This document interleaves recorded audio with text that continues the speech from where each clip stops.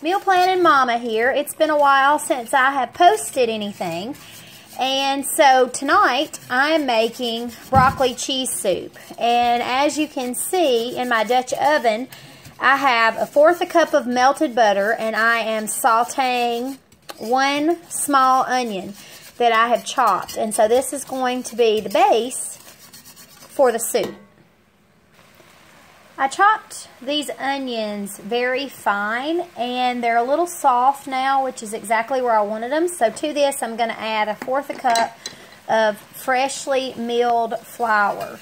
And I'm going to stir this up and let it cook for a few minutes to get the raw flour taste out of it. And you will see it all come together in a ball. Okay, to this, I'm going to add some chicken broth. I'm going to put in just a little bit. Typically, I make my own bone broth, but I didn't have time to dig that out of the freezer and let it defrost. So I just like to keep some free-range chicken broth with good ingredients in my pantry for nights like this. And then you can see, I didn't dump it all in at one time. I just dumped a little bit in so that I can get this mixed in really well so that there are no clumps. So that was about 1 cup. And now I'm going to add the remaining chicken broth. Now I'm adding in the last carton of chicken broth, and this is going to make it come to about 65 ounces of chicken broth. So that's all I'm going to add of that. Okay, now you can see that I have added in broccoli florets, and these were frozen organic broccoli florets, and I actually added 2 bags. So that's 32 ounces that I have added to the pot. Get that mixed in. Now I can get rid for a second of the whisk and go back to a spoon. So I've added that in, and I'm going to bring this up to a simmer and let this simmer for probably about 10 or 15 minutes to soften the broccoli a little bit, and then I'll add some other seasonings and my cheese. Now to this, I have added salt, Himalayan salt, black pepper, and just a little bit of garlic powder, and I'm still waiting for this to come up to a simmer, or maybe just a little bit stronger than a simmer. And I'll let this go for about 10-15 minutes, just however long I want to allow the broccoli to cook. I can check the consistency and see what I think. And then after we get to that stage, I will show you how I finish it. I'm going to add in some cheddar cheese, and then this broccoli cheese soup, to finish it up, I add half and half to it to make it extra creamy. So I love this recipe. It's a one-pot wonder. It's great. Tonight's going to be kind of cool outside, around 40 something or another. So this will be a great way to end the night. I also have a pot of chili cooking. So when I do soups, oftentimes I'll make 2 different kinds. And this will serve more than one night.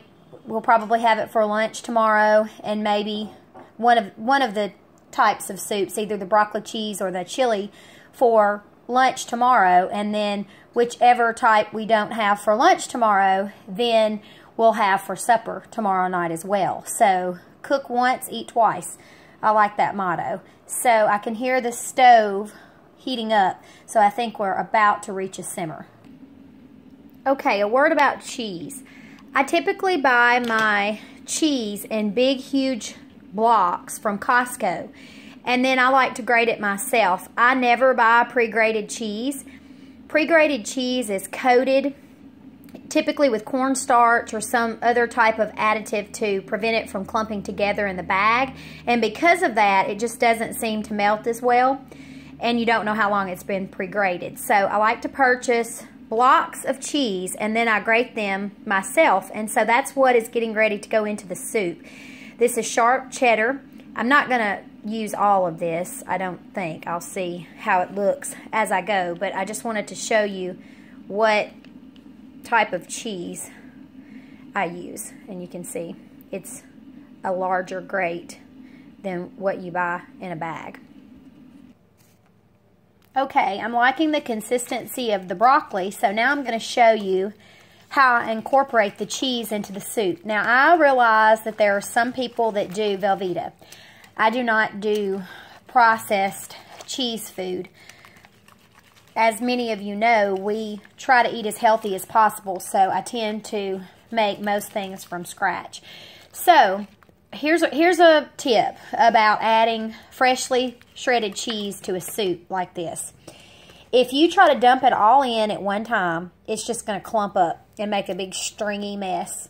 So, I like to put about a half a cup in, and your heat can't be on high. It can't be a huge rolling boil, just a gentle simmer. Then add your cheese in and then whisk it. And when you do that, as you can see, it incorporates into the soup without being grainy or stringy. I have already added about a cup and a half to the pot at this point. This is after 3 cups of cheese has been stirred in and incorporated, and as you can see, it is smooth.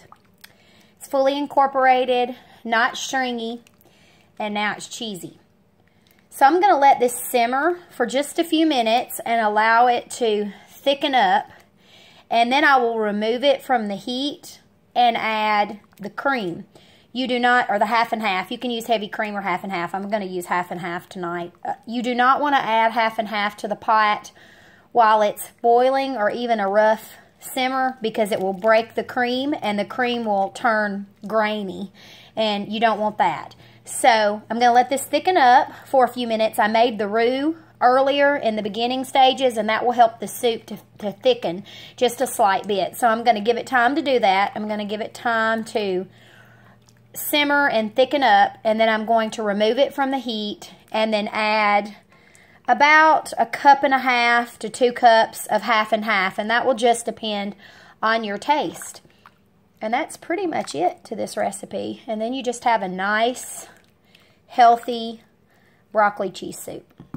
We love it. It's delicious. I have removed the soup from the heat and added about a cup of half and half. And so here is the creamy finished product. And then I'll just put, it's still piping hot, but it's not going to break the half and half.